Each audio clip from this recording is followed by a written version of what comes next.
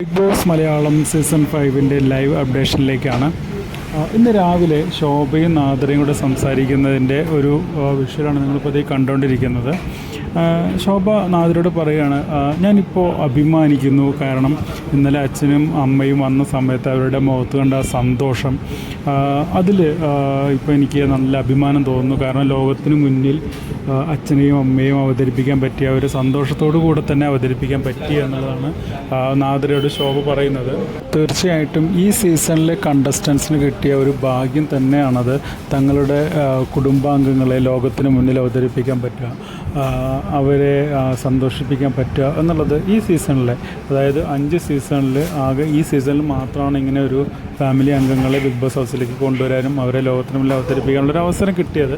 തീർച്ചയായിട്ടും ഈ സീസണിലെ കണ്ടസ്റ്റൻസ് ഭാഗ്യമുള്ളവർ തന്നെയാണ്.